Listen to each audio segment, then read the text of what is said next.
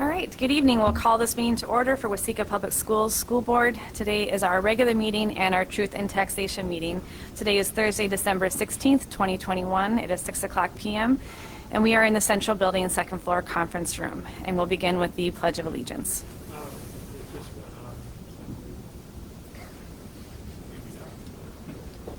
Good? Okay. I pledge allegiance to the flag of the United States of America and to the republic for which it stands, one nation, under God, indivisible, with liberty and justice for all. All right, can I get a motion to approve tonight's agenda? I'll make a motion to approve the agenda. Second. We have a first and a second. Any discussion? Hearing none, we'll call for a vote. All those in favor say aye. Aye. Any opposed? Motion carries unanimous. Moving on to our recognition of visitors. We have no one public in the audience tonight to speak, so we'll move on then to item A. And Brooke McGuire is here to talk about the American Indian Parent Advisory Committee and a discussion of vote of concurrence. Thanks for being here, Brooke. Thank you. So if you remember, Lisa and I joined you about this time last year to talk about the American Indian Parent Advisory Committee, which once we reach 10 American Indian students, we're required to form a committee and then report to the state this vote of concurrence. And so our membership this year doubled, which is great. We went from one person to 2 people, which is fantastic, and that's our goal, is to keep growing it. Any American Indian staff member, student, or parent, secondary student, and parent are welcome to be a part of that committee, and with them I just share curricular things that are happening, standards that we address that include American Indian students, and assessment scores like the world's best workforce. We include all of that information in those meetings, and then they either vote to concur or not to concur that the district is doing what we can to meet the needs of American Indian students. So she is not joined yet. I will just share then that they voted to concur and they agree. We're still working through different things. They've both provided really good feedback, so we'll just continue to have those conversations and move forward with that. Okay. And then later on, we are just acknowledging that this vote has occurred. Correct. So, I'll ask all right. for your and Eric's signatures, and then I submit that to the state. Okay. Any questions for Brooke? All right, thank you. Thank you. Good job doubling your committee. And then next on the agenda, we're supposed to have the Ms. Zippel and the National FFA Convention attendees come, but they must not have been able to come tonight. I haven't seen them. That is fine. We will invite them to another meeting, which is no problem. You're just fine. Yep, and I did just have someone come in. Did you want to speak during the open forum, or are you just here for the Truth and Taxation? Okay, thank you. Okay, we will move on then to our financial audit presentation from Clifton Larson Allen. Thank you for being here. Hello, I'm Laura Wiegner. I'm a director out of the New Ulm office.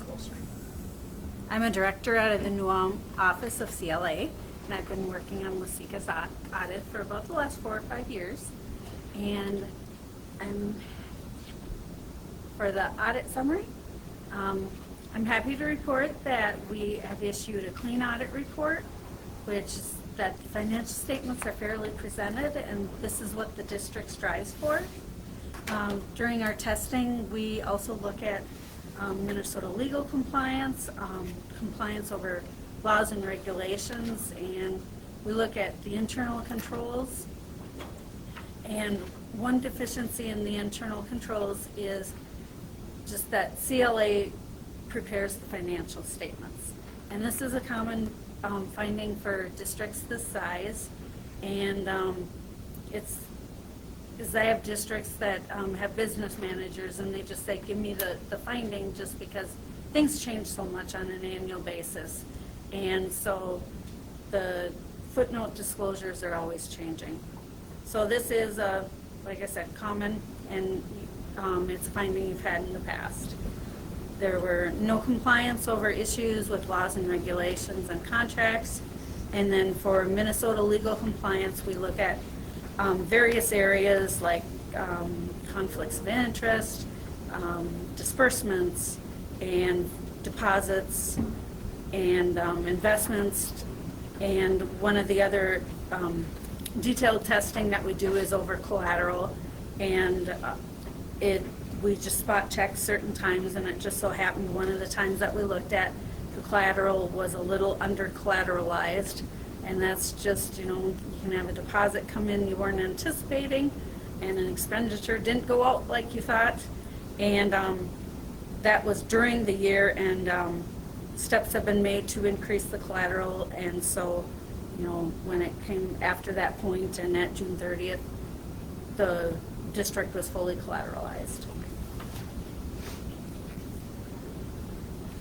When a district has federal expenditures over $750,000, then we have to do what we call a single audit, and it's basically additional compliance testing.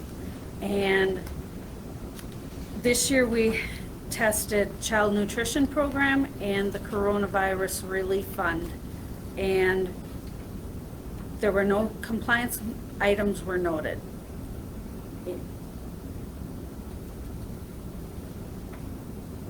And the next is your general fund. And this is a snapshot basically of the last 5 years and what the unrestricted fund balance is. And there was a decrease in 2021, and that was a budgeted deficit. So it was intentional to spend down the fund balance. And it was actually spent down $745,000, and the budget had been closer to $2.1 million. So expenditures were managed and less than anticipated, I guess you'd say, so there was less of a spend down. This is the restricted reserve fund balance. So these are the fund balances where you receive money like from the state, and they'll say, okay, it can only be spent on this. So you have to keep it set aside basically until you spend it on that. So it'd be like your staff development, the student activity funds is also included in there, and medical assistance, basic skills, those types of restrictions.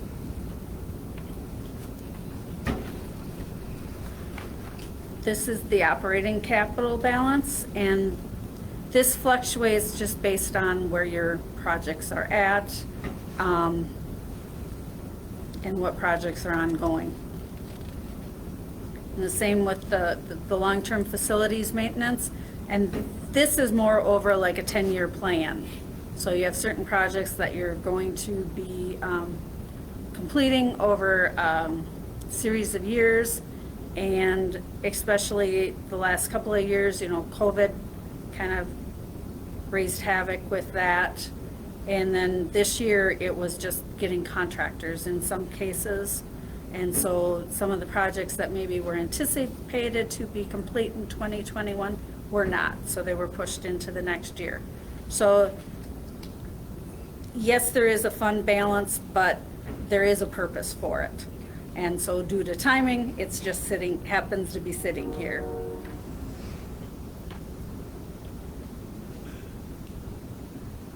This is the food service fund.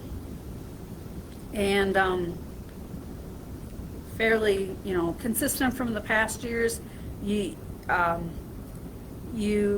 But that was due to a lot of careful expenditures, and because it just was a very different year with, between distance learning, not having the a la carte, and yes, you did have the, free meals, so you were getting the federal for everyone, but you didn't have the participation. So that was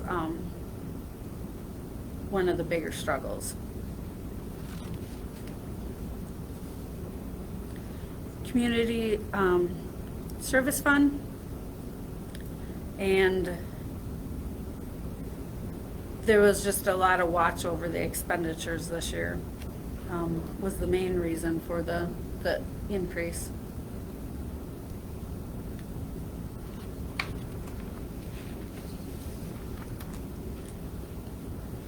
the debt service fund, you levy 105% over what your principal and interest payments will be over the years. So it is common to see that gradual increase like that. And then 2021, there was an adjustment because the state had said, well, it looks like you've got enough in there so we can back off basically for a while. So they leveled it off and backed off the levy. So that's why it looks like it decreased.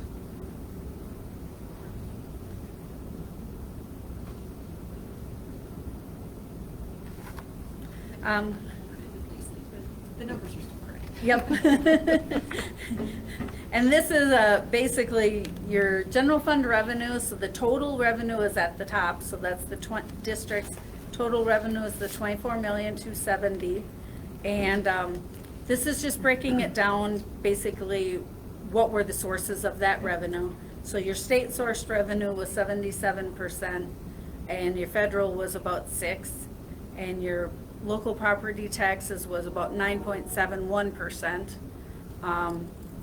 And in looking at other districts, that's usually about 8 to 12%. So you're within line for that. And state and federal sources, that's about where, you know, the breakdown comes out with other districts too. And your expenditures were with very close, comparable to the prior year. There was about $119,000 overall increase, but otherwise the revenues were fairly consistent. And this is the general fund expenditures by object. So that's 25,076,374 was the total expenditures. And this is basically, you know, what they're being spent on. So the larger portion, that's your salaries and benefits, which is 74.5%. And then your purchase services is 16%. And the expenditures increased about the same amount as revenue, so it was about 110%. There were some staffing changes and just your normal regular contract amounts, so that was a part of the increase. And just thanks to COVID too, sometimes you had to have additional part-time help just to comply with the social distancing and the distance learning. So that would account for the increase. If you're following along in your book, there's a typo on the salaries and benefits piece. It's not 56%, it's 74%. Okay, I was gonna ask. That's why it doesn't add up to 100 when you look. No. So- And we tried to Just a change manual error, but these a graphs, manual but entry error, but My assumption is it's in the pie, so you can't see it. Yes, you the can. visual Yep. is accurate. yeah. Yep. Yeah, because my hard copies look a little different. And then the next one is the same 25 million in expenditures, but it's just breaking it down on basically where it was spent. And so the pupil support, instructional support, special ed, the vocational, and the regular instruction, those are all thought of as your student expenses. And then have your buildings, so that'd be your maintenance and any improvements. And then capital would be equipment purchases, so that was 4.989%. And then your administrative and support is the superintendent and the business office. And at 4.54%, that is, you know, I've seen other districts that we expect that to be about 8 to 9%. So that one's lower than anticipated. This next one is just straight bar graph of revenues and expenditures, and it's showing the dark one is your revenues and the lighter colored one is your expenditures. So it's showing that you had deficit spending in fiscal year 21 like you had anticipated doing, so your expenditures were higher. Now this next one, the flat 5 blue bars are Waseca. The orange bar is districts in similar size to you. And then the far right bar, the gray, that's the state average of all districts. And it's basically taking those 25 million in expenditures and dividing it out by your daily pupil, or your ADMs, so your pupils. So you're saying then that for like 2021, $1,032 per pupil is spent on district and school support. And that number is, you know, well below the state average and districts your size. So then the next one's your regular instruction. And again, you can see then that you're coming, you know, lower than districts your size, so the orange bar, and this well below the state average on what you're spending for regular instruction. And then special ed instruction, this one's a little harder to, just because every district's a little different. Some work with special ed co-ops, so then they would have lower costs, whereas if you handle them more internally, and if you have more students that fit that criteria, you're just gonna have a little higher cost. And so basically you're providing the services that are needed. And so the costs are a little higher. And that was all of my pretty charts and graphs. And that's my contact information there. So email, phone calls, I'm more than happy if there's any additional questions. And Craig Copenhagen is the principal on it, and he's always happy to if anybody has any questions. And we appreciate being able to serve the district. And if there's any questions now, I can do that too. Any questions at all for Laura? Or? And we'll come back to this in our business Yeah. portion for questions can happen then too. Yep. Obviously, the big takeaway, it was a clean audit, and that's what we look for. So Yes, and we really appreciate that. Elizabeth and her staff really put a lot of effort into it, and they make the process a lot less painful. And very clean audit, good. fun audit. All right. Well, thank you so much. All right, then that moves us on then to item 7, which is our truth and taxation item 6, which is our truth and taxation presentation by Ms. Beery. So nice to have you in person this time, so thank you. Yes, thank you. It is very nice to be on site, so I appreciate the opportunity to be here with you this evening. As you had stated, this is our annual Truth and Taxation presentation, and so we're going to go through a couple of things of, if you want to go ahead and flip, thank you, Caitlin. We're going to go through, what are the requirements of Truth and Taxation, and making sure that we cover all of those, the highlights and the requirements. So as we're seeing here, it must be at a public meeting, and there's certain dates that we can have this meeting. And as most of you have noticed, we had to adjust our meeting time as well, because you have to have it at 6 o'clock p.m. or later. So that is what we're honoring this evening.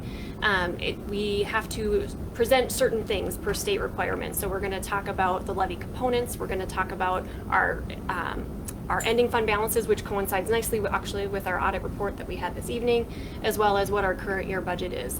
The way our finances work is a July through June cycle, but the levy piece, or the pay levy, operates on a calendar. And so that's why we talk about 2 different years during this Truth and Taxation presentation. One key item to note is that the boards cannot increase a levy at the Truth and Taxation meeting. So all of the calculations have been set. The only way that we would be able to increase that is if we have gone to the voters and asked for a voter approved levy, and that usually happens in that November time. So that would be the only way that anything would change. And then again, at the very end, we will be allowing for public comment. So if you wouldn't mind going to the next slide, we're just gonna again, talk about that overview. We're going to talk a little bit about the levy. We've been prepping for this for quite some time. We're going to talk about that budget overview. We're going to talk briefly about state refund programs. And then, as I said before, we're absolutely going to honor that time for public comment and see if there's any questions that have come in. So just a little bit about the levy process in general again.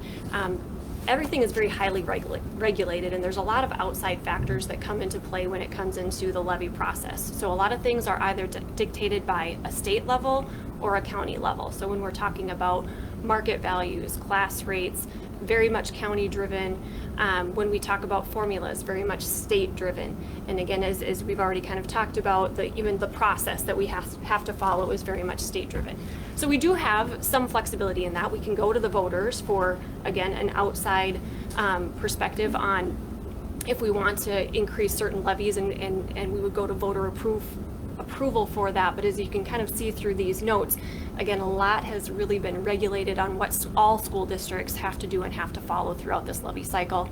And a lot of the dollars that we talk about for the levy are very specific. There's very certain, very specific and categorical things that we have to spend those dollars on, and we'll talk a little bit more about what those details mean throughout the presentation.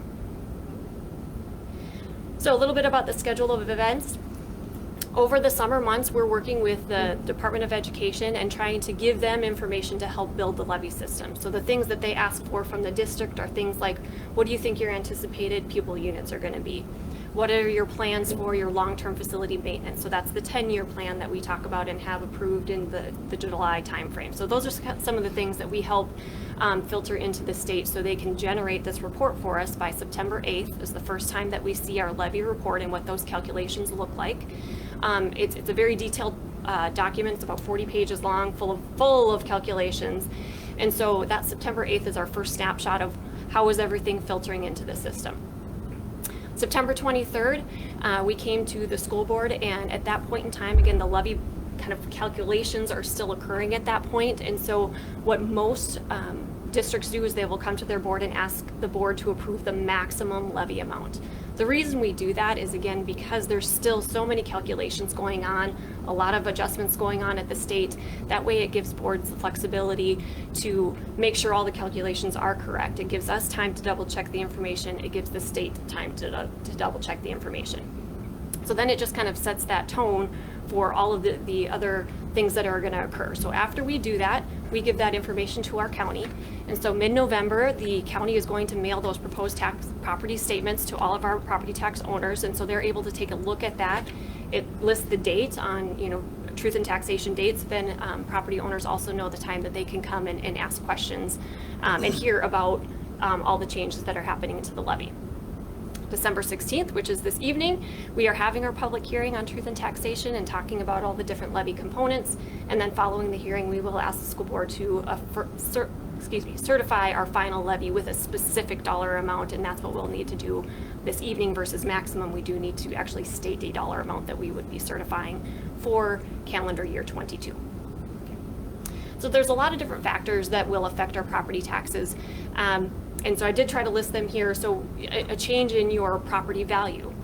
What type of property do you have? Is it a commercial property? Is it a residential? Is it an agricultural? So that's that number one.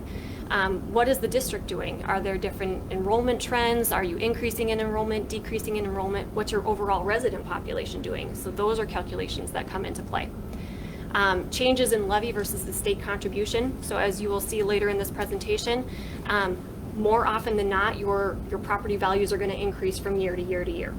As those property values increase, the levy portion will increase, but the state aid portion will decrease. So districts will if nothing else changed, I want to be careful with that. If nothing else changed except for your property values, the district will still get the same amount of money. It's just where is that coming from? So it just kind of shifts between state and levy. One thing we also talked about was just a voter approval or disapproval. So if there are things that we're going for, like an operating referendum or a building bond, those are things that we would be going to our community to ask for approval or disapproval. Kind of coinciding with that is that local decision. So if we said, you know what, we think we need to go above and beyond our local optional revenue, which we'll talk about, we would need to go to the voters to increase our levy for that. And then adjustment for prior years, because a lot of this information is based on estimates. So as you're going to see, this levy is really for our 22-23 fiscal year. So we're trying to give them estimates on enrollment that have not happened yet. And so the state does go back and look at what did actually happen to make sure that, so whether it's an increase or a decrease, I mean, it could be a negative adjustment, that's accounted for appropriately. one thing we really want to communicate with our community is to know your valuation. So you're going to get this valuation notice in the spring. That is the time to really take a peek at that, and you'll see on there, what is your classification, what is the county assessing as your property value, and then it should give you information if you don't think that is correct. That is the time to appeal. Unfortunately, if you're at that spot right now, the time to appeal has passed. So that's why I'm putting it on there for next year, is in spring of 22. Watch for those statements, take a look at what that truly means, and if you feel you need to appeal, follow those directions in the springtime, and then that's when you can have that open conversation about maybe looking at what your property value is worth. Okay? A couple of different things again with the overall levy. So the legislature has really been trying to work hard on closing some opportunity gaps between metro and outstate. And one of those things that they discussed was, originally in 2013, there was an opportunity for school boards to create an authority for operating expenditures. So again, that is where the school board has the most discretion to use for just general operations. You can use it for capital or whatever it might be, but you can also use it for just your general day-to-day operations. So that was $300 per pupil unit. In 2014, the legislature expanded that and created $424, which was called local optional revenue, or LOR. Now they have combined those two. So really all of it is LOR. So all boards have school authority of up to $724 per pupil unit for operating expenditures. So now, again, across the district, boards have that authority. A little bit of a history for us is we did have an operating referendum at one point in time, which is pretty much in line with this exact same dollar amount. Once that had expired for us in 2018, we said, okay, we're not going to go to the voters. We will just go ahead and take this, and then we will not ask for any more at that point in time. So that is what we have continued to operate under, is this local optional revenue, like I said, which really was just the exact same amount that we had in operating referendum at the time. One other item to note is we are one out of 102 districts in the state of Minnesota that do not have an additional operating referendum above and beyond the LOR that we have here today. Okay. It's roughly 1/3 of districts. Yes, correct. Okay. The other opportunity that the state has given districts is called long-term facility maintenance revenue, LTFM. So all districts are required to give the state a 10-year plan on what deferred maintenance and health and safety projects that they have. So this is really for those, as we've talked about before, if you think of deferred maintenance, it'd be like if you turned your building upside down and shook it. Anything that stayed there would be eligible for that. You can't create anything new. You can't, it's not that you can't make improvements. You can make an improvement if it would like help with energy savings, those kinds of things, but you couldn't create new spaces, basically is what it is. It's really for those, what are your deferred maintenance projects that you have had outstanding for quite some time, and this has just been a revenue stream for us to be able to take care of some of those projects that we haven't been able to take care of in the past. This is ramped up over the course of time. So we are at the maximum amount right now of $380 per pupil unit is what we are eligible for. One of the fantastic things about this program as well is that prior, we used to only receive funding for health and safety. 99% of it was all levy-based. With this program, now there's a state aid component to it. So even though this revenue has ramped up, it's about a 40-60 split for 60% levy, but now we're getting 40% state aid. So that's a really huge deal for outstate districts of having that contribution to be able to help provide for projects and maintenance throughout the district. Okay. Another fantastic thing, especially for our area, is this ag bond credit, and we always want to make sure that we highlight this. And so this was new in 2018, and this one as well has been ramping up over a period of time. So for Pay 22, that's going to increase to 60%, and then next year Pay 23 is the final ramp up to 70%. So we're almost right where the legislature has set it. This is not a shift from other taxpayers. I do want to make sure that that's clear, that we're not shifting it to residential, we're not shifting it to commercial. This is truly a credit coming from the state, as basically in the form of a state aid. And so for Waseca Public Schools, we have about 36% ag land, and for our community, that means about $475,000 that is coming from state aid that isn't being taken from the community in the form of tax. Okay? And so this will show up on your property tax statement. I did try to put a little snippet in there of where you can look for that to see if your property does qualify for this.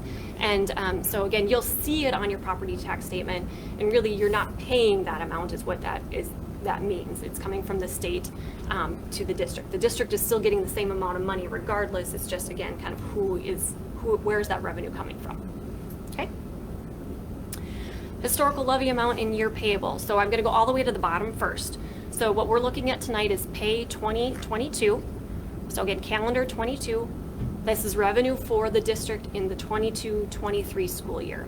So you can see right now tonight we're proposing $5,244,403. It is a 6.93% increase from last year. And I do want to point out a couple of different things here. Yes, it is still an increase, and I do want to make sure that we honor that and acknowledge that. But one of the things I do want to point out is one of the things that's making it stand out a little bit more than some of our other years is when you look at pay 20 versus pay 21 versus pay 22. Last year we had a decrease of 3.9%. So if you look at pay 20, the $5,103,200 at 2.53%, compared to pay 22, if we just compared those 2 years, it's an increase of 2.77%. So it was fantastic that we were able to offer that decrease last year, and so now we're kind of back at base is really kind of where we're at for pay 22 of what we're proposing. If you look at that 6-year average, I tried to take, and that includes pay 22, we would be looking at 3.523% increase per year on average for 6 years. Okay. A little bit, again, overview of the levy. So when we met in September and we asked the board to approve that max, it was actually a little bit more than what we're presenting this evening. So again, those final calculations really this is one of those reasons that we pointed out. There is still calculations that happen. So what we're proposing this evening, a $340,100.44 increase, or 6.93%, is actually about $3,500 less than what we talked about in September. So now what we're going to do is go into the specific changes for the levy, because we do want to make sure that we're being transparent with this. So for general fund, and there's going to be 3 components of the levy: the general fund, the community service fund, and the debt service fund. So we're going to talk about the general fund first. This is an proposed increase of $251,354.71, or 13.02% over prior year. And what we want to do is kind of list all of those different categories that would be increasing. As we spoke about before, anytime there's going to be a property value adjustment, or increase rather, state aid is going to decrease and the levy is going to increase. And that's really what's happening to us right now with that first $89,769 is really, it's just a shift. It's coming more from our levy versus the state. So that's what's happening with that one. Long-term facility maintenance. Again, this is a very specific category. We can only spend it on certain items. It is an proposed increase of $87,933. The largest driver of this one is we have an asbestos abatement project here at Central Building that we would like to take care of, and that's $102,000. So I know those numbers don't necessarily jive. It means because there were some other reductions that are behind it, and so the total increase is at $87,933. Okay. Other post-employment benefits. This was new to our district and something that we were able to utilize to help us with this liability. This is proposed to increase $51,736 based on our actual cost. And again, it's for that very specific purpose. Career and Tech is another opportunity that we're looking to increase for $11,701, very specific to the Career and Tech programs that we have at the secondary level. This would be for our ag programs, fax programs, business, woods and metals is really where that is geared. So that can only be spent on those programs.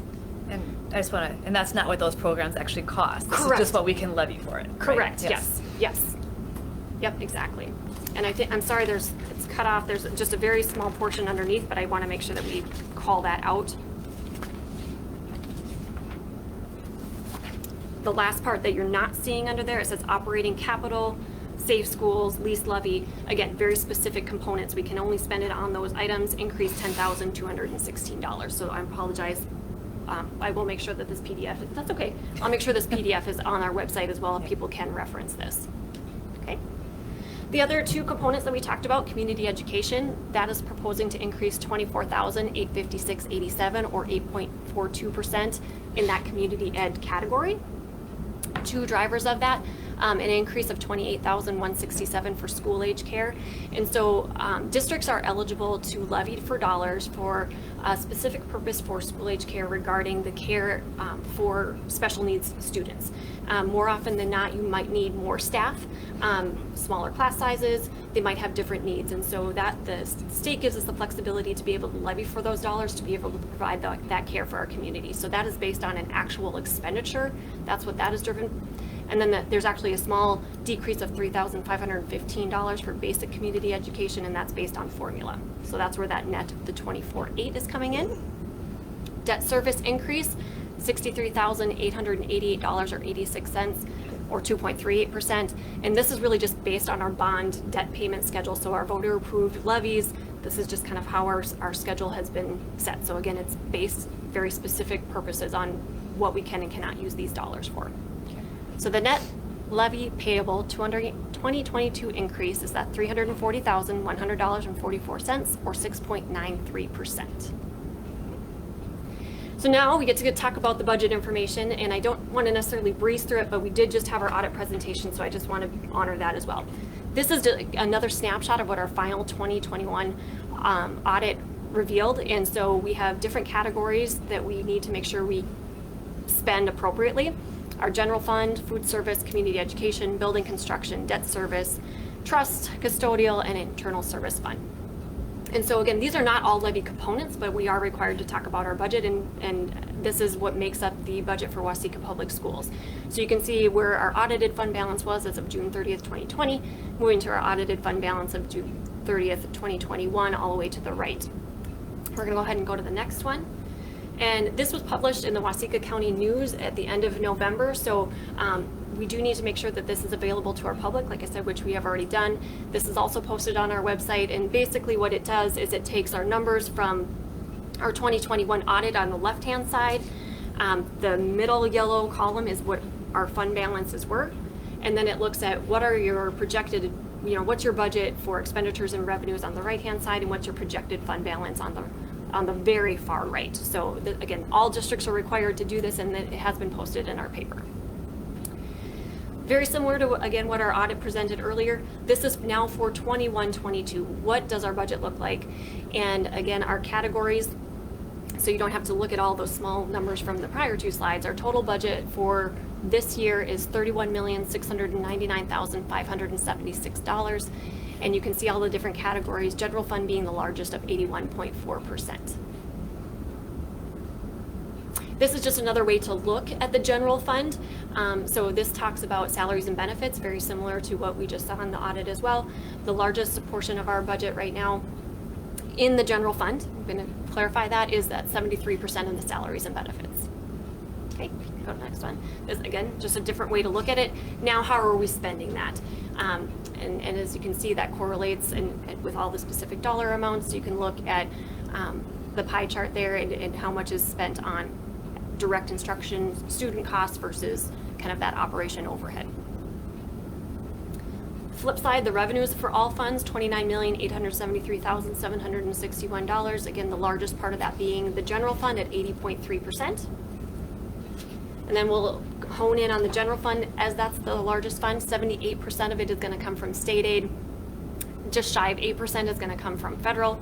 6% is going to come from local, and what that really means is participation fees, gate receipts, medical assistance. Those are kind of those general donations. Anything like that is local, and then 8% is the levy for this current year. And this is a snapshot of again, our unassigned general fund operating budget, and this is again where the board has the most discretion on how to spend these funds. So they are not restricted accounts, and you can see what our history has been. The yellow bar is how many days that we would have in our fund balance. So if we were not to receive any other revenue, how many days could we operate based on the fund balance that we have on hand. The blue is the percentage of our operations or our expenditures that we have on hand. And really the goal, so the red lines is the fund balance policy of that 15 to 35% and how we've kind of made that trend. So as you can see, 2022 is an estimate at this point, but we are right within that fund balance policy of 15 to 35%. A little bit just on the state refund programs, it's more just an awareness that they are available. And we really ask that community members speak with their tax professional on these, but I did want to also give some information on the website that you can look at, as well as a phone number that you can call to help you work through these programs, because there are options available for our community members. Okay. That was our presentation, and we're very happy to take any questions or public comment at this time. I have, but go ahead. No, I was just going to say, we can take questions from the board and from the public, but is anyone in the audience planning to speak, or you want to hear the board questions first? Yeah, we'll start. Go ahead, Adina. Yeah. I mean, when we said that the general fund revenue, for 6.3% is levy, if we decide that levy would go to 5.9, does it mean the state aid would go up? If we levied less? Yeah. No, because not necessarily. It depends on where you under levy. If you under levy in certain components, the aid goes down with it as well. Okay. So you lose out on both parts of that revenue. But I think what. Maybe am I not answering the question? Well, let me see if we can't choose to levy less so the state aid Correct. goes up.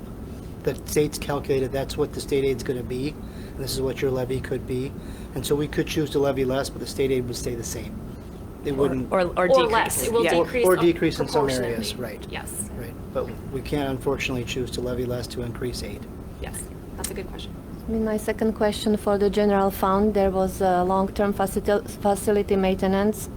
I think the project that I asked finance team or committee to reconsider, could you please just provide update why we didn't consider that to be removed this year?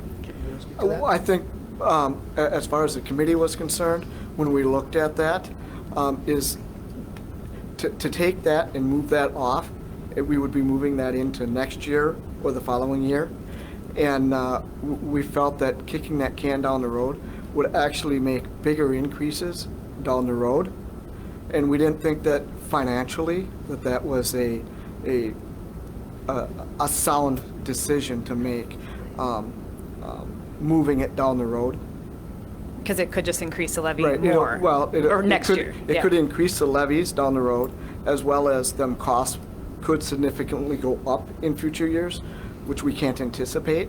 So then you would be even driving that levy even higher by doing that. So that was our reasons for sticking with where we are. I mean, now this project needs to be completed in 2022, right? Correct. Correct. And if it's not, what will happen? We wouldn't get any more revenue for it. Whatever we would set for that levy is the dollar amount. So then it if would for have to some come reason from you our couldn't long-term- complete it this year because of like contractor issues or something, Correct. we still just hold that money for that Correct. project. Correct. Yeah. It's similar to the slide on the audit presentation where it went from 577 in the LTFM to 675 in this year. That's not actually $100,000 of extra money. It's just projects that haven't been done yet, so it hasn't been spent down yet. So that money would just be there for that project as it was completed, but we'd want to get it done. Correct. In the next calendar year. Yep. Thank you. Yep. I think something to consider with that project, because I also was like, well, let's just hold on it. We don't have to do it. But we do have a 10-year plan for a reason, right? I mean, we approve this every year, and some things keep getting pushed down, like, because you have certain things that don't even have dollar amounts or years that you want to do them, but you don't want to forget about them. But this is something that has been planned for a while, so. Caitlin, can you go back to the history slide of the, and I think one of the other things, and I think Scott was referencing this, is trying to reduce the major swings whenever possible in any given year. And because we had a decrease last year, it unfortunately does make this increase larger. But then if you look back at 2016, and that had to do with LTFM that particular year, and 2018 when things changed, we want to avoid those years when we can. So That was part of the rationale I think the committee talked about. Yep. Was this project also not on, if I remember right, I think this was part of our LTFM 10-year plan that we. It was, kinda already that is said. correct. Which was approved by the board, actually, right? Right. Right, so.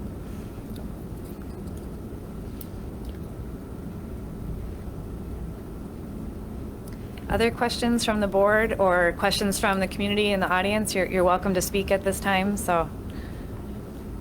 And it doesn't have to be, I mean, anything related to the truth in taxation, and there's no time limit. You're welcome to ask as many questions as you want, so. But if you feel comfortable, we can move on also, so. And the board can further discuss. Total number of students? Yes, correct. And there will be time, the board can ask further questions when we get to the vote item. Sure. As well. I just want to make sure to give the public For a sure. chance to ask any questions, but.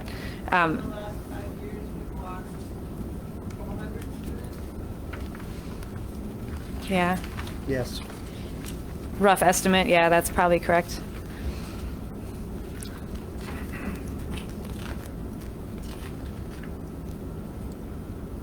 Feel like that's due to a general population decline in the county, or Well, you start now. aging population? So this is something that we monitor on a frequent basis. As you can see, we report on this on a monthly basis. So we've done a couple of different things. We look at our birth rates for the county, and so we get a birth count of zero, and we monitor that of how many do we think are going to come in for kindergarten. We did do a demographic study.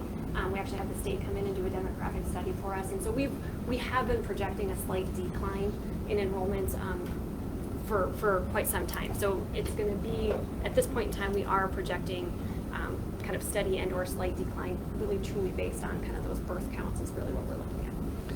We are watching where students go also, and we're not seeing an increase in like students choosing non-public school. Last year we saw an increase in homeschool students because of the pandemic.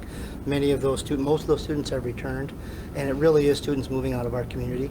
It's not about choosing something else or open enrolling around us. It's moving to other communities where we're losing some of those students. Was it school-age students moving, their families moving, or is it just population, like a decline in birth rate? A little bit of both, yeah. Since 2010, our population declined by 6%. Yep. So Mhm. that's Correct. Yep, that's absolutely Good correct, question. so. Actually, I read an article just today about statewide population decrease in public schools over the last few years. So and Minnesota population decreasing. So it's not just our district, but we feel it personally here. So obviously, so It is a challenge. yep. out of curiosity, how much does each student cost a year? If you want to bring back the one that we posted in the Waseca County News, so it's actually This one. Okay, so this one, if you can see in the very far corner, this is a form that the district, or excuse me, the state of Minnesota has every district complete to try to compare apples to apples as closely as we possibly can. So in the very far corner, and I apologize that it's smaller, the operating cost is $14,735 per student is what it costs for Waseca Public Schools to educate per student. Why is that so high? It is taking into account the general fund, food service fund, and community education. So not all of those necessarily affect it, but that's how we're supposed to report it for the Department of Education. So you're not necessarily just talking about the general fund. Food service, again, we can only spend it on food service, so it is a little bit skewed, but like I said, I wanted to make sure that we pointed that out, is that all districts need to report it this way. I think you had some slides about how we compare to the state. Does that? Right, and if we went back to our audit, we could look at kind of Waseca, how the auditors take a look at it, and we'll get that posted as well. Yeah. So would be the next one. Just go to Caitlin. instruction there, Caitlin. There we right go, there. regular instruction. So this is just the regular instruction. This isn't the operations of the building. It's really just basically our core teaching staff core teaching, core paraprofessional staff is $5,120 per student. But as a population, it costs us as a whole $14,000 per student to educate the children. We have to pay for a building, we have to pay for books. Right, this is just one category of, Yeah, correct. so the numbers look very small compared to what the reality is. For sure. I think the point of this one is just to, I think, help emphasize that we're trying to be as efficient as we can per pupil compared to our like districts in the state. But you're right, the cost is what it is in reality, that 14,000.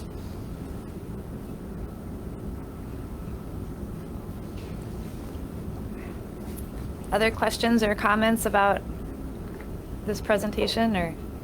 The total budget for 2022 compared to 2021 and 2020, if the students are declining and the cost is still going up, like why is that?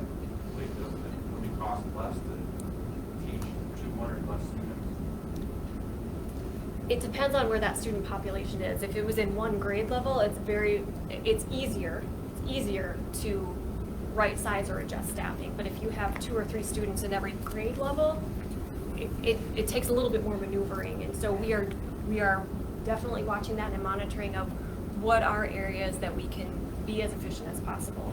And our budget actually is fairly similar expenditure wise, but unfortunately that revenue is coming down. So now we're trying to figure out how can we get that back in alignment. That's right. Yeah. Yeah, it's just distribution is challenging with that piece too. But we do have a plan. We've talked about that before. Staffing is a major part of our expense, and we will have to be making some adjustments in the next few years because our students decline. That's reality. Yep. And we have started that process already, Yep, so yep. yes. Yeah, essentially some of our federal COVID money has allowed us to stair step that slower than having to make a one-time quick adjustment. But that's the plan over the next several years. Yep.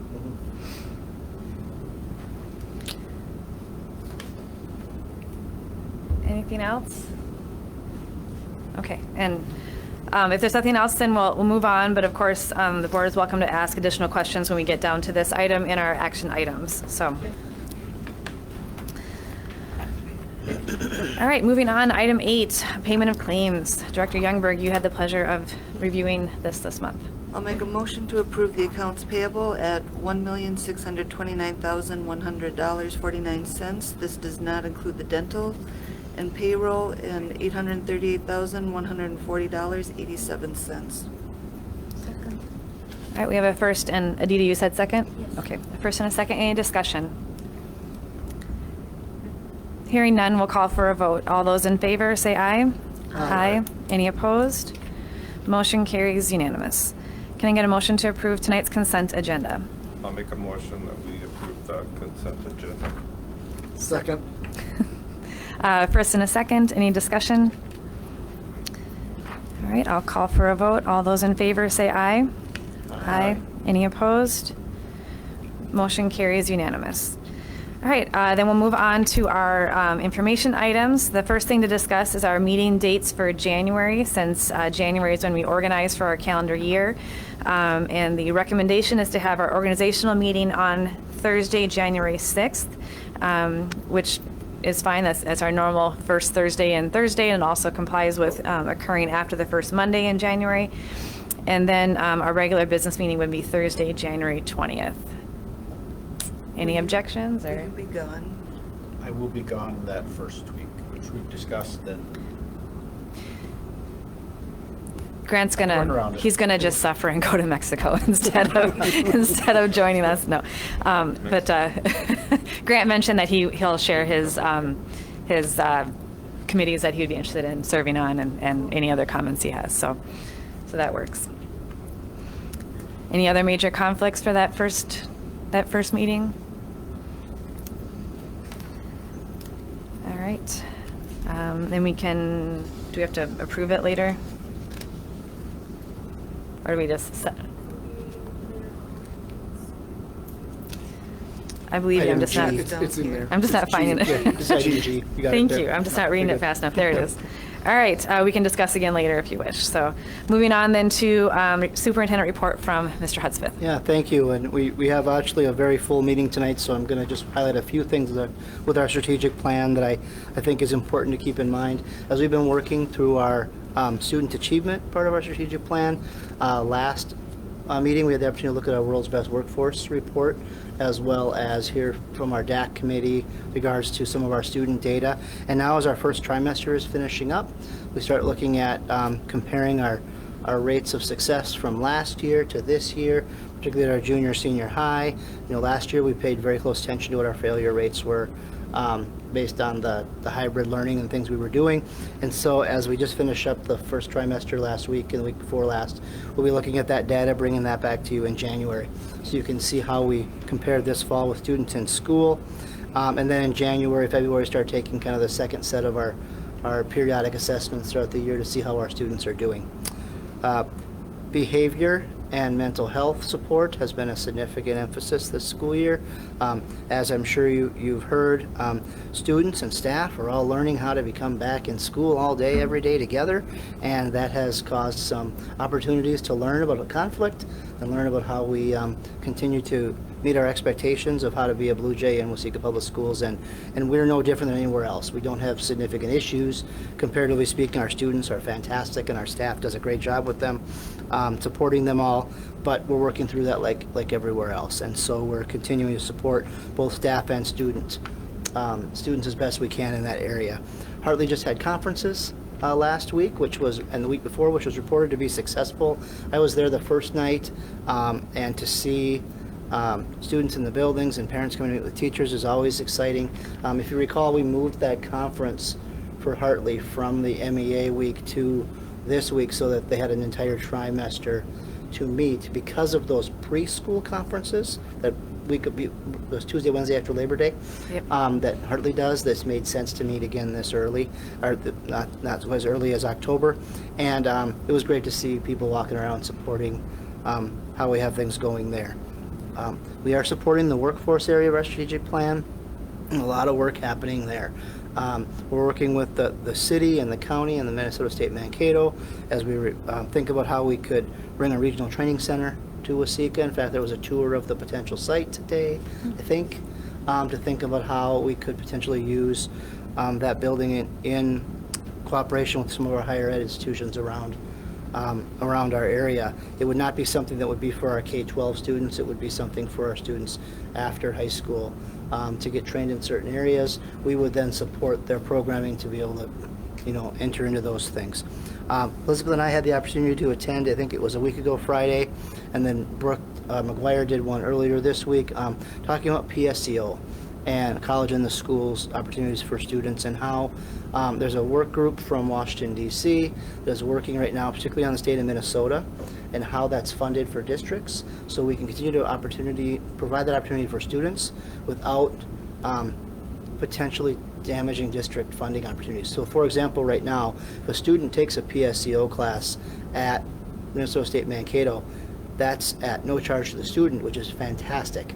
But Minnesota State Mankato has to have their revenue. And so a portion of that student's revenue that normally would come to our district goes to MSU, which seems to flow, except for districts our size. One of the challenges with that is if two students go do that, where are we going to reduce staffing to be able to make up that loss of revenue? It's hard to do. You can't really move that around. So we had our opportunity to share with this work group ideas of how they could fund that differently. But we also were very clear that students need that option. They need the option to take AP classes, they need the option to take college and schools classes, or PSEO, whatever fits for them. And I think one of the things that because sometimes I have a tendency to speak up, we will be asking some of our students to represent Waseca and Southern Minnesota in a forum with this group to talk about what's working, what isn't, what do you like, what's important to you. So our Waseca kids have the opportunity to represent our area on this particular option, because as a rural district that has the number of students that we have, we would never want to claim foul, because it's a detriment to the district for students to do that. but we have to also be efficient with our funds. So that's exciting, and that's exciting work. And then I also am pleased to say that we're making really great progress with negotiations. So thank you to Adita and to Charlie and Julie, who put in a lot of hours this fall to work through our, what's that? A lot of walking. Lots of walking, right, exactly right. Down the hall. But we at least stopped going up and down the stairs now, so that's good. But working with our employee groups, and we're making some progress, and in January, we hope to bring some settled tentative agreements for you, for all to consider, which is positive. And then lastly, I think I would just want to highlight our community engagement opportunities are continuing to be a strong emphasis of our work right now, as well as being out in the community, coffee with the superintendent, those kind of things. But our facilities task force has been really well attended. We've got several community members on there, some parents, some business owners, our city and county leadership, and they've provided some fantastic perspectives for us. And really, last night was the last information session where they kind of just open their heads and get it poured in. And then come January, we'll have the opportunity to start thinking about what could be some of our facility solutions that they would then come to the board with some ideas for early next spring. And then, of course, tonight, I appreciate people from the community coming in and asking questions and making us think carefully about what it is we're doing, which is so important for our students in our community. And we do value that input very, very much, because this is not a vacuum. This impacts the entire community. So thank you again for being here and having that conversation with us as we work for that. And that's what I wanted to keep it relatively brief, but highlight those things tonight. All right, thank you. Any questions for Eric before we move on? All right, moving on then to our reports from Elizabeth. For me, it's more just going to be a mention that, again, I wanted to provide these monthly reports to you, but I really wanted the focus to be both on the audit and truth in taxation. So please let me know if you have any specific questions on this. It's just wanted to provide you the information of where we're at year to date, continue to watch those enrollment trends. But like I said, really we did want to focus on those other two opportunities at this point, especially at this December time. So if there are additional questions, happy to answer that at any point. As a reminder, the information that we have that we're talking about, truth in taxation, as well as our audit, will be posted on our website. There is a business finance option on our district, and we do try to put as many pieces of information out there to make sure that we are being as transparent as possible with our community. Again, this is a great partnership that we have with everyone, and we just want to make sure that people do have the tools available to them should they have additional questions. And I'm available as well if you have questions or comments, both email and phone. I encourage all of it. So. Okay. Thank you. All right, moving on then or any questions for Elizabeth before we move on? Okay, then we'll go on then to our committee and board member reports. Lindsay, do you want to start? We haven't seen you for a couple meetings. Yeah, I've been really busy. So I guess I'll start with this afternoon. The State Street singers and the sextets got to go to the Rotary Club and sing some holiday songs for the members there, and it was a really fun experience. We had a lot of fun, and to follow that up, we will have our choir holiday concert on December 20th, which is next Monday at 7:30 p.m. in the PAC. We are super excited, and we hope to see some alumni come back to sing the Hallelujah Chorus with us. And the Student Council is coordinating a food drive through the school, and it's a competition between grades, and whichever grade wins gets 2 days off of history. So yeah, people are getting really competitive, and there's a lot of things piling up in the history classrooms, including everything from toilet paper and cans to cash, which gets you double the points. So I think the seniors are winning right now, but let's go juniors. All right, and then our winter sports are in full swing. So I believe there was a home wrestling match tonight, and boys basketball is home tomorrow. We're doing a pep band. It'll be the first basketball pep band, so we're excited for that. And the girls will be away tomorrow as well. And the band is having a Christmas performance tomorrow morning at 8 a.m. We're performing some holiday music that we've been working on for a couple weeks, so we're excited for that. And finally, the One Act just started this week, and it is being directed by Anna Pollock, and we are really, really excited to have her. She's the first time she's directed a show for us, and so we're really, really excited. And those performances will be January 14 and 16 here in Waseca, and then we will be competing in subsections on January 23rd. So we are really, really excited for our one-act production. Awesome, you guys are really busy. Yeah, there's a lot going on. No kidding. Thank you. Adita, do you have anything you'd like to share? I will let you, Julie, to talk about the negotiations. Oh, thank you so much. I'm just kidding. I was in a committee meeting for PG&D, and the team was discussing something new. It's culturally responsive teaching discussion. It's something new that they are bringing to the smaller group to see how they can implement it going forward. And it's really just in discussion steps, but maybe in the future Brooke can come and talk to the board about it. But it's very interesting, something new for me to learn. Yeah, does sound interesting. Thank you. Katie. We've kind of gone over the finance committee with the budget. You guys have been busy. Yeah, interesting stuff. And then I was on the delegate assembly a couple weeks ago, and we had a group that came in and talked to us about the Braver Angels, and it's a group that brings different thinking together, blue thinking, red thinking, so that you can find compromise because the nation's so divided. Okay. And it was just really interesting to hear them talk. And they had some interesting topics this year. I had met with Eric to kind of ask about those. They have community schools in the state of Minnesota, and I'd never heard of that before. And it's where you've got an all-encompassing community that's probably more poverty. Okay. Duluth has them, Rochester, Brooklyn Center has them. And they have teaching, they have schools, they have the medical component, the mental health. Oh, yeah. Yeah, so I wish they would talk about some of that at the leadership conference.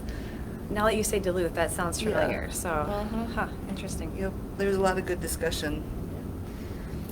I think we're going to be talking as a legislative committee soon, and so I'm sure we'll review some of the stuff that, Yep. whatever the platform is that you guys worked on at the delegate Yep. assembly. So, thank you for being on that. So we had a personnel committee meeting a while ago, and really just talked about current staffing needs, hiring some substitute interns. So we had 3 that you had hired. Is that still what we We have? had 3, yes. So they did their student teaching with us, and now we've hired them for the rest of the year, basically, because they graduated, they have our teaching license, and we've hired them to be our substitute teachers, and that is working out really well, I'm assuming.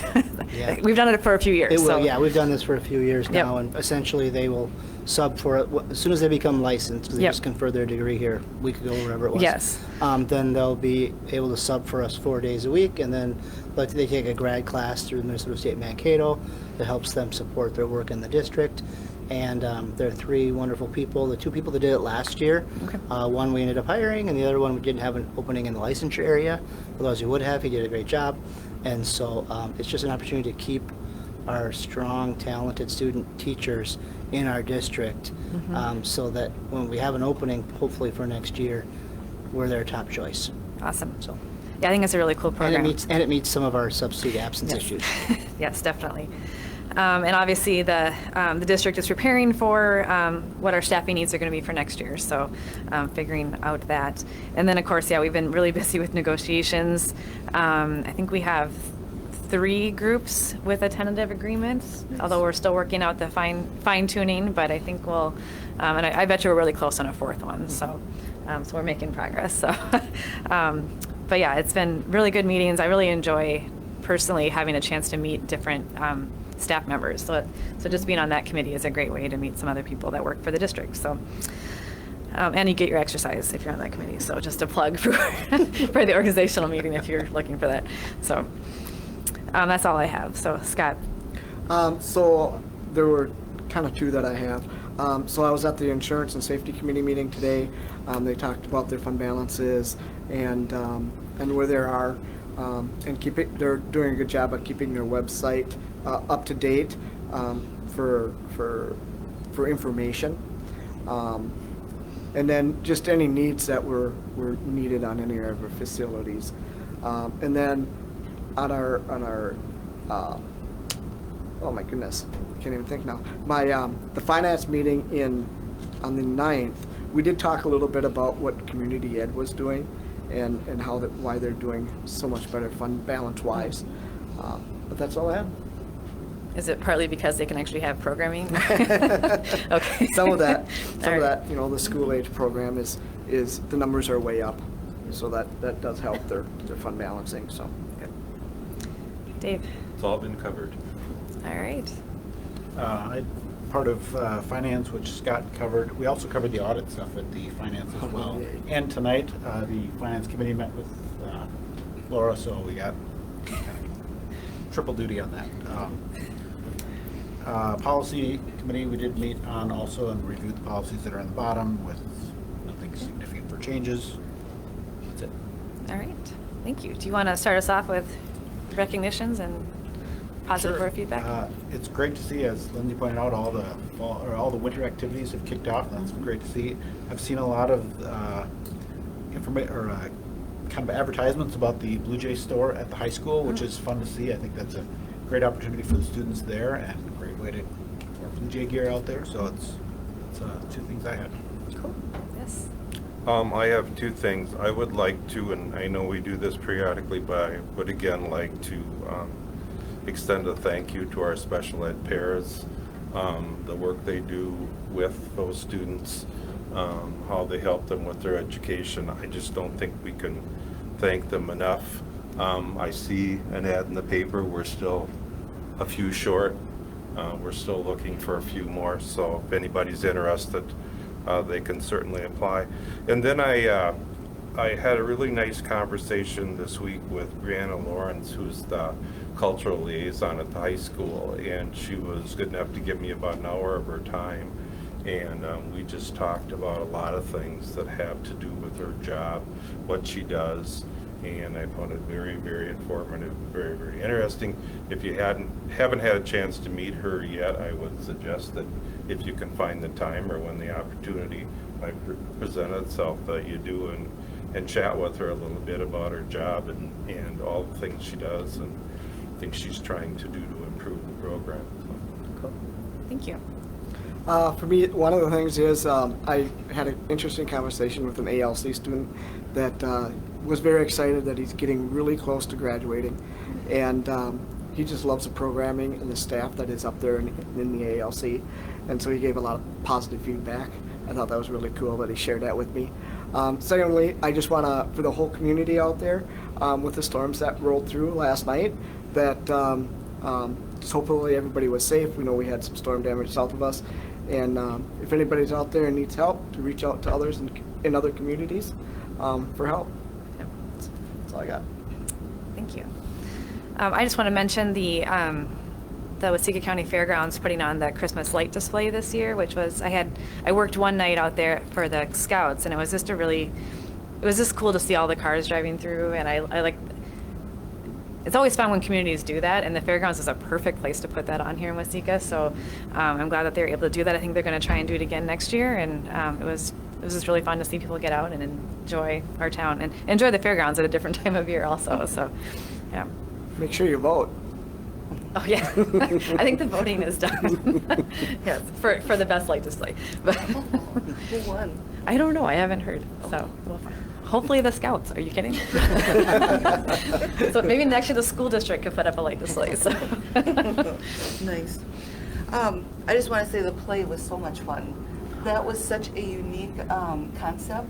And I had to Google it to check. I'm like, is this real or not? So that was really, really interesting. And then the Blue Jays setup, Anita and I were there that night, and it was neat to see there were some basketball players that were kind of waiting either to be picked up or for rides coming in. And they jumped in and they helped set up tables, bring in chairs, and it was really kind of fun to see them mixing in with the teachers and everybody setting up for the event. Yes. Yep. And my mother-in-law is so excited for the basketball game tomorrow to get back to that. Saw her today at Rotary, and we were excited for Yep. that. Yeah. Good. Thank you. I just would like to say thank you. You know, I think it was 2 weeks ago, it was the Honor Society recognition, and I would like to say thank you to administration and also for the kids who prepare stuff and for the new members. It was fun night. That Yeah, was thank you. I guess I would like to thank Mr. Delnay for all of his hard work with the choir and pulling together a holiday concert, which is not an easy task.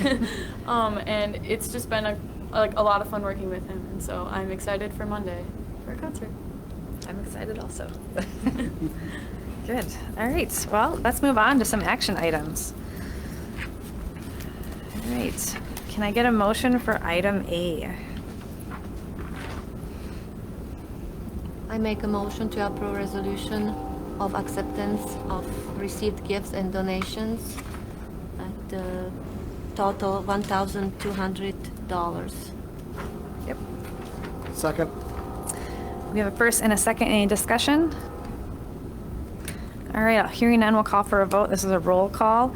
And I've decided I can't remember everyone's names anymore, so I'm going to have Caitlin call out names. And so when she calls your name, just say please yes or no. So, Brad Shepherd, Aye. Dave Dunn, Aye. Scott Devil, Aye. Katie Youngberg, Yes. Lena Mansfield, Yes. Julie Anderson. yes. All right, motion carries unanimous. Thank you, Caitlin. Seriously, every time, I'm like, who am I forgetting? So, can I get a motion for item B? Oh, I'm sorry, there's no motion. We're just acknowledging the receival of the, who are they? The American Indian Parent Advisory Committee, or the AIPAC, vote of concurrence. So that was the presentation earlier from Brooke McGuire. Yeah, and can I just say that Brooke's done a great job with that group and putting that together. That's a new thing Yep. in the last few school years for our district that has been really important to make sure all of our students feel supported. So thank you to Brooke for her work on that. Yeah, definitely. All right, can I get a motion for item C? I'll make a motion, we approve the dental for the month of October for the amount of $12,072.83. Thank you. Second. We have a first and a second. Any discussion? All right. Hearing none, we'll call for a vote. All those in favor say aye. Aye. Aye. Any opposed? Motion carries unanimous. Can I get a motion for item D? And I think for this one, you would need to give the actual dollar amount, correct? Yep. It is in here, right? Yeah, it's on the, I make a motion to approve the tax levy paid 2022 in the amount of $5,244,402.66. Second.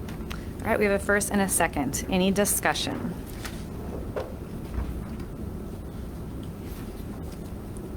All right. Hearing none, we'll call for a vote. All those in favor say aye. Aye. Any opposed? Motion carries unanimous. All right, can I get a motion for item E? I'll make a motion, we approve the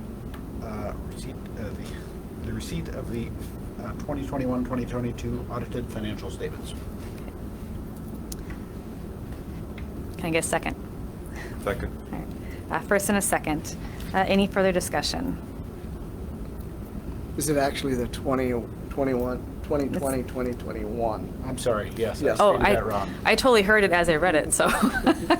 So, sorry, yes, the approve and acknowledge receipt of final 2020-2021 audited financial statements, yes. First and a second, any discussion? All right, hearing none, we'll call for a vote. All those in favor say aye. Aye. Any opposed? Motion carries unanimous. For item F, do we need to read the resolution?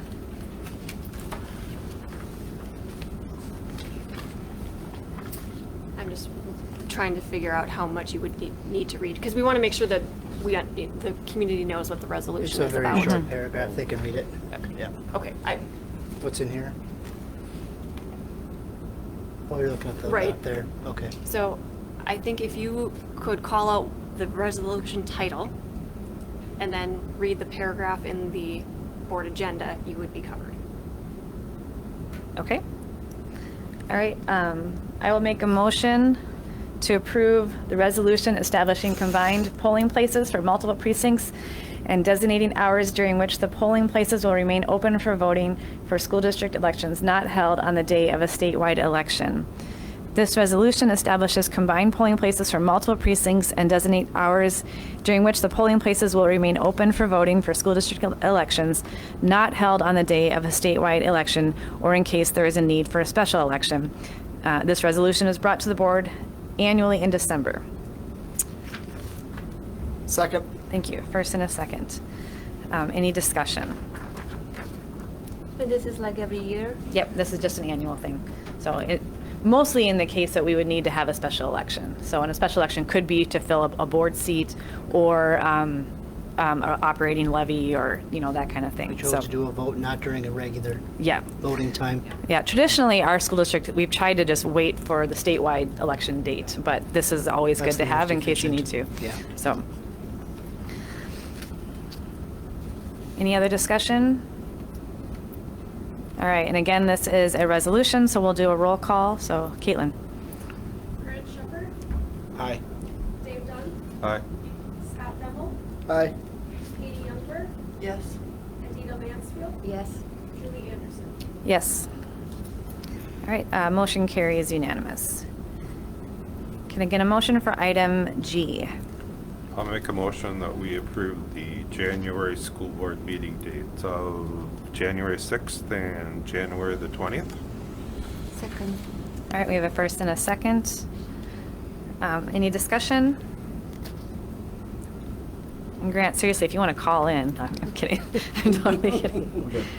All right. Hearing none, we'll call for a vote. All those in favor, say aye. Aye. Any opposed? Motion carries unanimous. And then item H was removed from the agenda. I'm assuming it'll come probably next month or. Right. Yeah, we're have just not waiting for received that. it yet. Right. Can I get, item I, we're acknowledging changes to the 2021-2022 school calendar. And this just, one, it changes teacher workday to professional day, is that, or staff professional day? Professional day. Which, to recognize that really it's all of our staff that are doing development, professional development that day. And then also, we had to adjust the trimester 2 finals dates, and they included what the junior high school spring conferences dates would be, so. It was, the finals were listed as Wednesday, Thursday instead of Thursday, Friday. Yep. So we're just moving them over, but because we're in the middle of the school year, we wanted to acknowledge it at a meeting. Yep. So this updated calendar will be posted on the website, so families can download, and then we'll officially approve any changes to the calendar in June usually is when we do that, right? Yeah.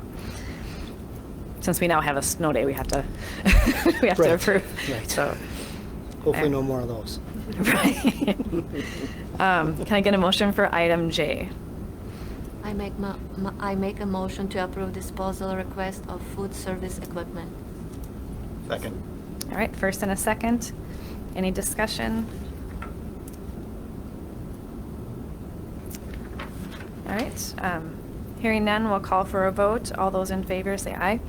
Aye. Any opposed? Motion carries unanimous. Can I get a motion for item K?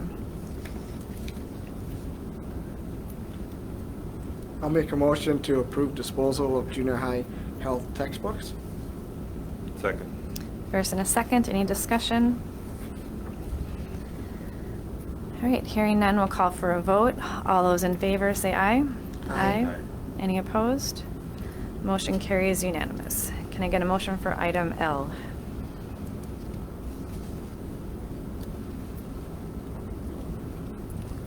I make a motion we approve the reviewed policies that were reviewed this past, we approved as a policy meeting. That would be policy 414, 415, 506, 514, 525, and 616. Second. Thank you. First and a second. Any discussion? All right, hearing none, we'll call for a vote. All those in favor say aye. Aye. Any opposed? Motion carries unanimous. All right, that brings us to the end of our action items. Any upcoming items, reminders? I can't really think of. I think just that we have school through next Wednesday. Yep. So looking forward to having a little bit of winter break there for staff and students, although students and activities are active all throughout the break, of course. But our students have done a great job this fall, and so they're ready for, and staff as well, deserving for a break. So Yeah. through next Wednesday and then the winter break. Yep. Awesome. And then, of course, we'll come back on January 6th for our organizational meeting. Like we did last year, if everyone wants to kind of pick what committees they would like, then we can kind of sort it all out, or if we're happy, we can just leave it as is. And then obviously, any officer positions, they are listed, the description of duties for officers are listed, and there's a policy specifically about that. And feel free to ask any of the current officers what's involved with your position if you'd like to be nominated as an officer. So, I think last year, did you send out a committee list beforehand that? well, it's posted on the website, but we can. Okay. I'll have, Caitlin, could you make sure to do that? Thank you. And could you also include that policy that lists the officer duties? So, all right. Can I get a motion to adjourn? I make a motion to adjourn. Second. All right. All in favor, say aye. Aye. Aye. We are adjourned. Thank you.